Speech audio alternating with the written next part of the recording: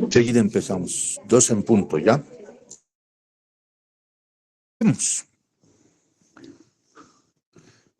La siguiente. Empezaremos. El día de hoy es la primera clase que vamos a dar. ¿Me están escuchando todos? Hola, hola. Sí, Ya, se escucha. empezaremos. Se lo escucho. Ok, bien. La primera clase que nos toca en el capítulo de gastro es la enfermedad por reflujo gastroesofágico. Quisiera que pasen a la siguiente diapositiva.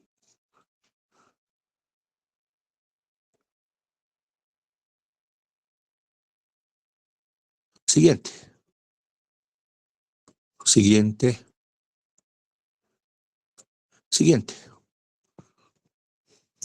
Ya, la enfermedad por reflujo gastroesofágico es una entidad clínica sintomática que básicamente se caracteriza por el retorno del contenido gástrico, duodenal o de ambos hacia el esófago por diferentes causas y estas especialmente tienen que ver con un mal funcionamiento de un elemento que se llama el esfínter esofágico inferior.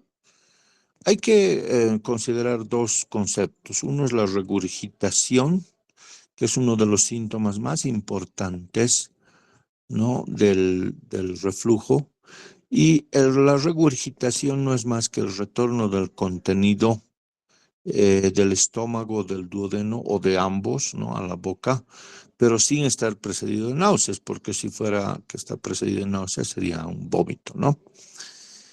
El reflujo, obviamente, condiciona la exposición anormal del esófago al contenido gástrico duodenal o ambos, ¿ah? Entonces, esto puede ser en forma temporal o puede ser en forma indefinida. La siguiente. Es muy importante que dentro de la definición que se ha dado en el Consenso de Montreal, no se considere al ERGE como una enfermedad clínica, una entidad clínica, cuya, cuyo tenor más importante es el reflujo, ¿no?, o el flujo retrógrado del estómago y del duodeno. Y lo más importante de este concepto es que el paciente puede o no tener síntomas que hagan que se pueda deteriorar la calidad de vida de este paciente. Por eso es que le han empezado a estudiar esta patología, porque sencillamente condicionaba pues muchos problemas en los trabajadores. Pedían bajas, había mucho gasto en los seguros por esta entidad y han empezado a interesarse mucho hasta encontrar, digamos que es una de las enfermedades más frecuentes dentro de la patología gastrointestinal. Ahora, esta entidad también puede presentarse con daño tisular o sin haber daño tisular, como dicen los mexicanos, el HERNE y el ERGE. El HERNE es una enfermedad por reflujo no erosiva y el ERGE es una enfermedad por reflujo erosiva. La siguiente. Aquí hay algunas condicionantes que son bien interesantes. La primera condicionante es que todas las personas en alguna circunstancia hacen episodios de reflujo. Esto obviamente puede ser hasta cierto punto normal y está bajo algunas condicionantes que son temporales, ¿de acuerdo? Estas condicionantes pueden ser el exceso de comida, de bebida, cosas que causan reflujo en personas normales, ¿no? Y que después tienen que pasar. Pero el paciente con reflujo además asume que por estas circunstancias que sus síntomas son algo normal y que es por algo que haya comido, ¿no? No obstante, se convierte en un problema para el, mm, para el paciente el momento en el que se da cuenta que hay una alteración en su calidad de vida. Entonces va a consulta y ahí se da cuenta eh, si el esófago está lesionado leve, moderadamente o severamente.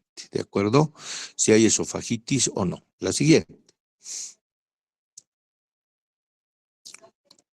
El ERGE es una entidad, como les decía, tremendamente frecuente, solo que está mal estudiada, en el sentido de que por estas circunstancias que les he dicho, la mayor parte de las personas se trata su ERGE y piensa que se va a pasar y a veces hasta con dieta hace pasar sus síntomas o con elementos que se venden a libre demanda en todos los mercados del mundo.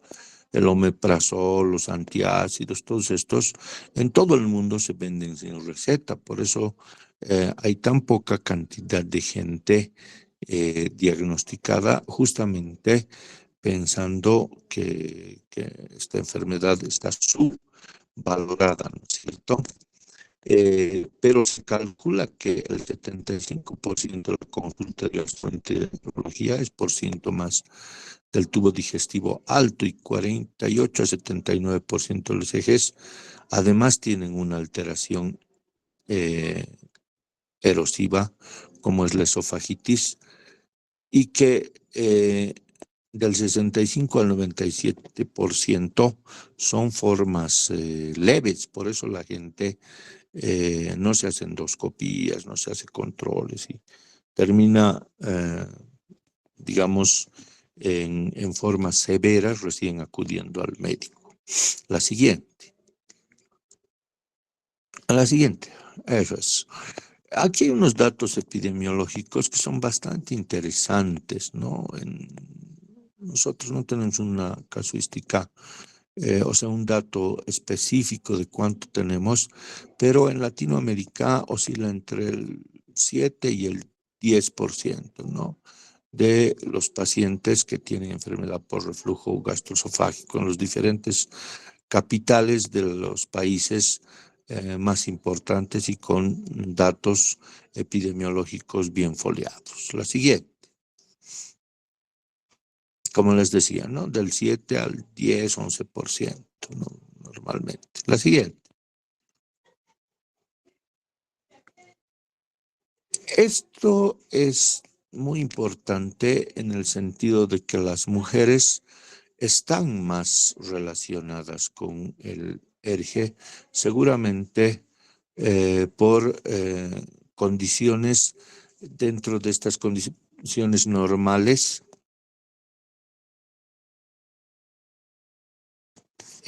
condiciones digamos, fisiológicas que llevan a alergia, como por ejemplo el embarazo, el uso de medicamentos constantemente, el uso, y en la actualidad, ¿no? Las personas de sexo femenino tienden más que en la antigüedad al consumo de alcohol, tabaco y otras condiciones que puedan llevar a la enfermedad por reflujo gastroesofágico.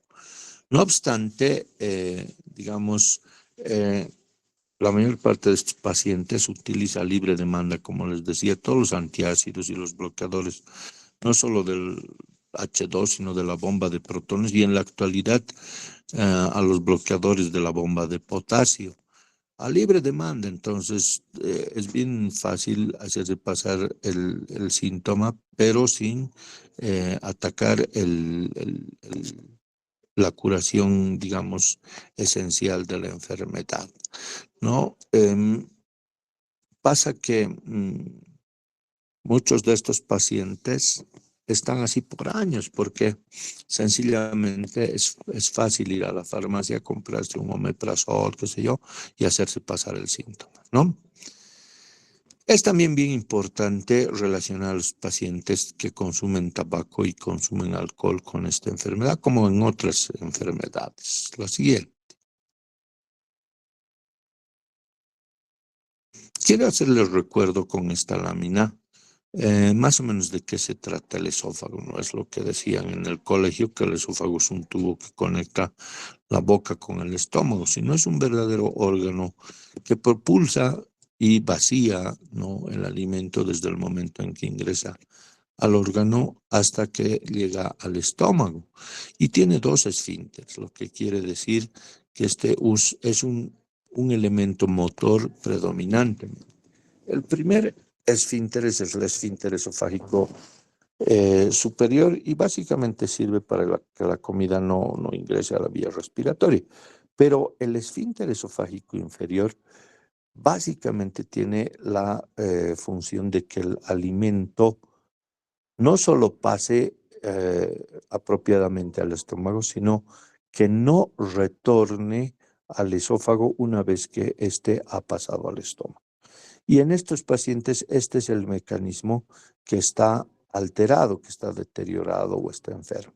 Entonces, eh, mm, son varios los factores que hacen que que la indemnidad de este esfínter eh, sea el que mantenga, digamos, la homeostasis de la propulsión de alimentos y el no retorno de los mismos al esófago cuando ya han pasado al estómago. La siguiente. Estos mecanismos antirreflujo son, en primera instancia, que la presión del esfínter esofágico inferior debe ser entre 8 y 12 milímetros de mercurio.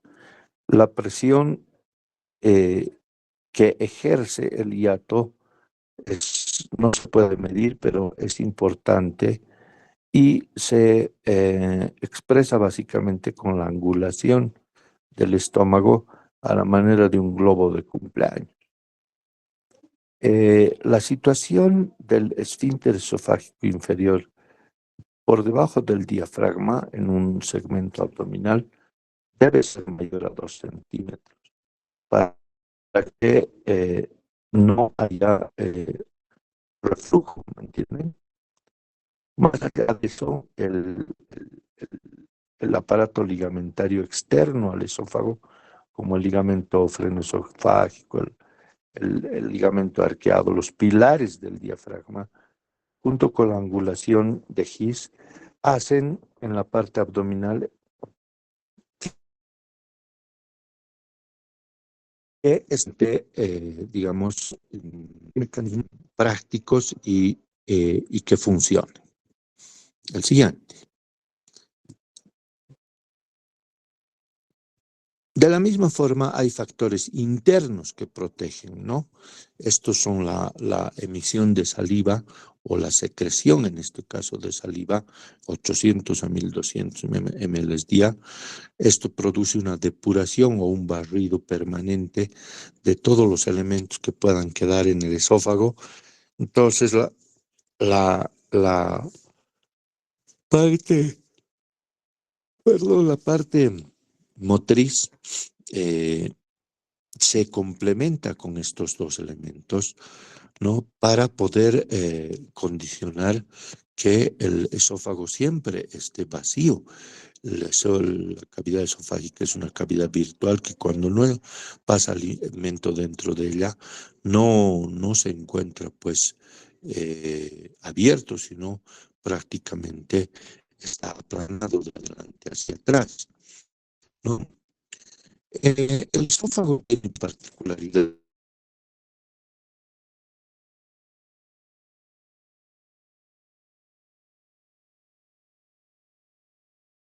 digestivo. La mucosa, acuérdense, que es muy parecida a la piel, pero sin su capa córnea, ¿no es cierto? Para, digamos, soportar el el roce de todos los alimentos, y esto se ve más importantemente en otros mamíferos como los cánidos, por ejemplo, ¿no? Entonces, el epitelio es plano poliestratificado, no cornificado, ¿no? Obviamente, la peristalsis dentro de la parte motora es importante y aquí hay algo bien interesante, el tiempo de vaciamiento gástrico. Una de las condicionantes más importantes en forma temporal y fisiológica, por ejemplo, en el embarazo, es que sube la presión intraabdominal, por lo tanto sube la presión intragástrica y termina el paciente presentando reflujo. O en los obesos, digamos, ¿no? En los pacientes que fuman o en los pacientes que consumen gaseosas también aumenta, digamos, la presión intergástrica y el tiempo de vaciamiento se hace más lento, ¿no? Eh, por otra parte, el tiempo de vaciamiento también depende de que el esfínter pilórico funcione correctamente. Em, los dos últimos elementos son que pese a que es un epitelio eminentemente de resistencia tisular, produce moco, ¿no? O sea, no es que no produce nada de moco. Ustedes si ven la mucosa nasal u oral, también produce moco para protección, aunque no es tan importante como lo hace el resto del tubo digestivo. Y por último, tenemos la gravedad. Esta gravedad no es la gravedad de la enfermedad, por si acaso, ¿no? Sino es la fuerza de gravedad que hace que los elementos vayan de la boca al estómago. A no ser que ustedes coman, no sé, pues de cabeza, como los murciélagos, pero normalmente el ser humano come sentado, en el peor de los casos, parado. La siguiente. La siguiente. Así como hay factores defensores, también hay factores agresores, la anterior. Estos factores agresores son, por ejemplo, que funcione mal todo el aparato ligamentario del esfínter esofágico inferior y haya un defecto que se llama hernia de hiato. Obviamente el reflujo abundante de ácido de pepsina o de bilis en el reflujo alcalino puede, digamos, ser un factor agresor. Y por último, pacientes que tienen alteraciones de la motilidad. Jamás hay que desmerecer el hecho de que hay enfermedades, digamos, de la parte motriz que hacen que se conviertan en factores agresores, ¿no? La siguiente. Está por vía virtual más, todavía se deben estar durmiendo, por lo menos en la clase se ríen de las payasadas. Bien, entonces todos estos dos factores, los protectores y agresores, hacen un entorno de balanza donde hay un equilibrio importante. Cuando los factores agresores aumentan, obviamente disminuyen los protectores o hace que la balanza se incline a uno u otro lado, disculpe. La siguiente, ya hay hambre, pues, ¿no? Encima que hemos caminado para ir al trabajo. Los elementos de diagnóstico obviamente son la parte clínica, la parte radiológica, la endoscopía, la manometría y pHmetría, que en antaño, o sea, en antiguos tiempos, se pensaba que era el gold estándar, pero con algunos resultados que se han tenido, obviamente ha cambiado un poquito este concepto. A ver la siguiente. En la parte clínica hay un estandarte en el reflujo gastroesofágico. Este estandarte se llama pirosis, que está muy por encima del 90% de los pacientes. Y esta pirosis no es más que la sensación de malestar o sensación de tipo, una sensación de tipo vinagrera, ¿no? Como dicen en el común denominador. Y esta sensación molesta es la que al final eh, conduce al paciente al médico, ¿no? La pirosis es esta sensación además se ubica detrás del esternón, ¿no? Pudiendo confundir con otras enfermedades del tórax, una entidad eminentemente abdominal. Hay otros componentes como por ejemplo la regurgitación, como mencionamos, los eructos, por otra parte la sensación de llenura del paciente, a pacientes que hacen hipo fácilmente. Yo varias veces he visto pacientes con hipo que nadie sabía qué era y era un reflujo. Y obviamente también, ¿no? Cuanto más grave es el caso, se puede ver que hay dolor epigástrico, disfagia, ¿no? En todo caso, o dolor al tragar, la odinofagia. Siguiente.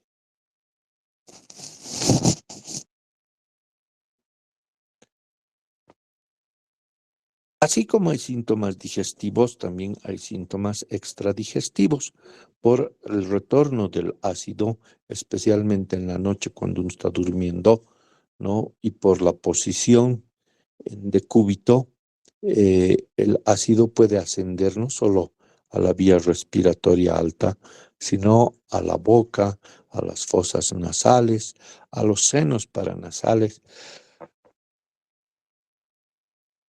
teniendo enfermedades de tipo odontológico, sinusitis, eh, otitis medias, otitis infecciosas, etcétera, etcétera. La siguiente. Obviamente en la parte digestiva también hay sintomatología donde el paciente refiere pues tos y, y ronquera, especialmente en la mañana y que va pasando durante el día. La siguiente. Si nosotros hacemos caso solo a los síntomas clínicos, nos quedaríamos con menos de la mitad de los pacientes diagnosticados. ¿Me entienden? La siguiente. Eh, de la misma forma, ¿no? Después vamos a ver esta diapositiva, la siguiente. De la misma forma, ¿no? En la radiología. Si nosotros hiciéramos caso solo a la radiología, el estudio se llama serie esófago-gastroduodenal dinámica. Entonces, si hicieran eso, obviamente la cantidad de diagnosticados sería muy chiquitica, ¿no? Y tendríamos además una serie de falsos positivos por otras causas. Siguiente.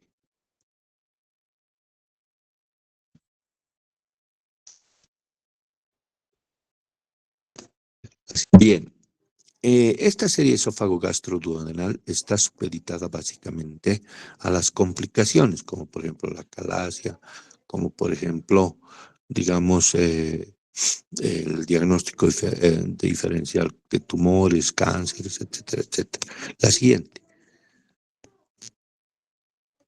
La siguiente. Ahí podemos ver una calasia donde hay un aumento del diámetro del esófago y por debajo hay una estenosis péptica que en este caso también ha sido por ERG crónico. La siguiente. Por otra parte, tenemos la radiología contrastada, con doble contraste, que también tiene sus consideraciones, pero no está muy bien establecido que ayude, que ayude. La siguiente. La siguiente se ha dormido. Hola, hola. Hola.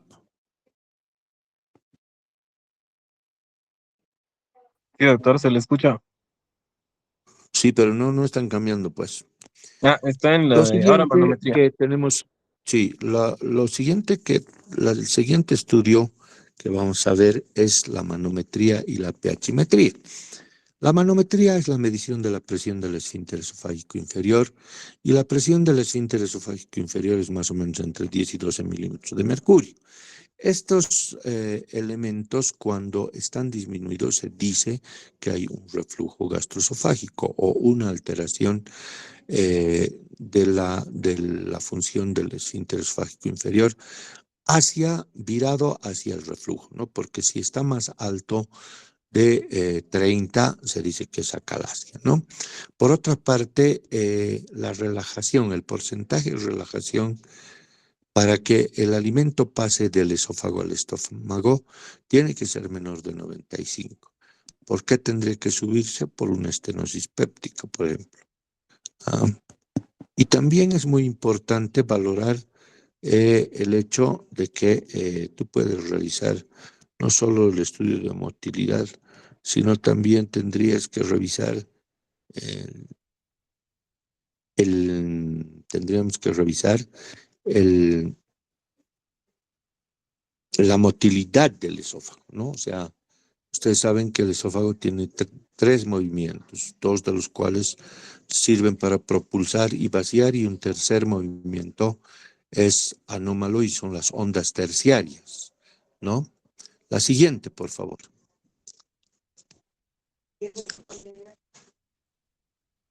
La siguiente. Eso. La pHmetría de 24 horas es un transductor que está en la puntita del manómetro y que mide el pH del esófago a diferentes horarios, se queda 24 horas y hace un promedio en una computadora con un programa de software, y este programa de software saca curvas y saca gráficos al respecto y saca una especie de promedio que se llama índice de Mister. Este índice de Mister tiene que ser menor a 14 para inferir que las subidas ácidas no han sido representativas y que eh, determinar el hecho de que hay un reflujo. Lastimosamente, no, el estudio es bien limitado para la puesta en la población general y, y hay que hacer pues filas y todo eso. La siguiente.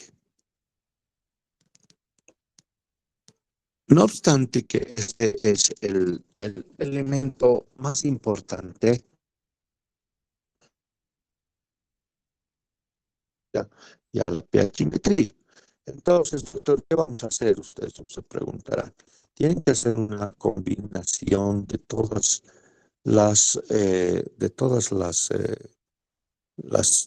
los medios de diagnóstico y complementar con un estudio, el siguiente, por favor, que se llama endoscopía digestiva alta. La endoscopía digestiva alta esencialmente digamos, se realiza para ver si hay lesión tisular o no, o sea, esofagitis, ¿no? Erosión. Y se han demostrado varias patologías que están involucradas en en donde el inicio es un reflujo gastroesofágico y que va aumentando en sintomatología hasta llegar, por ejemplo, al esófago de Barrett, ¿no? O a la hernia de hiato y otros componentes que ya son otras patologías, pero que nacen a partir del reflujo. La siguiente.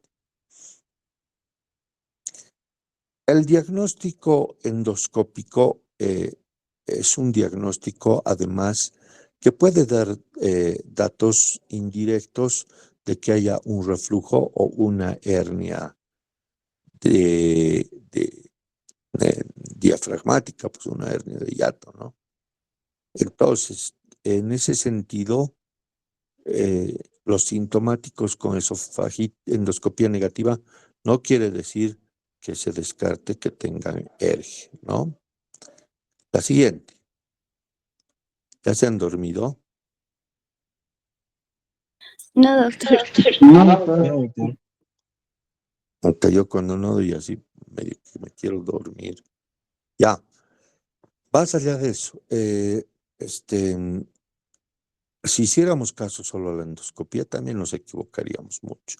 Entonces hay que hacer realmente hay que hacer una conjunción de todos los elementos para poder hacer el diagnóstico adecuado de esofagitis, ¿de acuerdo? Siguiente. Esta es una clasificación antigua. No la tomen en cuenta porque normalmente no la pregunto, ya no se usa. Pero nos da una idea más o menos panorámica de todo lo que se involucraba la parte esofágica, ¿no? Con relación a otros órganos, como por ejemplo el, ¿qué se llama? La, la colonoscopía, etcétera, etcétera, ¿no? Em, a ver, la esofagitis en la actualidad se clasifica, hola doctor, mediante la clasificación de Los Ángeles. La siguiente. Esta clasificación es bien facilita. Es una clasificación, no, pásenla, esta no les voy a, no es útil sino como preámbulo. Tenemos la clasificación de Los Ángeles y esta clasificación de Los Ángeles, la siguiente. La siguiente. Tiene 4 grados, un grado A, un grado B, un grado C y un grado D. Todos estos grados son bien facilitos de aprender porque son lesiones erosivas en la mucosa esofágica. ¿De acuerdo? Sigue pasando hasta que te salga clasificación de Los Ángeles en la presentación. Pasa, pues. ¿Qué ha pasado? ¿Tienes problemas con la presentación? Doctor, ¿está en tratamiento? ¿Está bien? ¿Va a ir más adelante? No. Delante de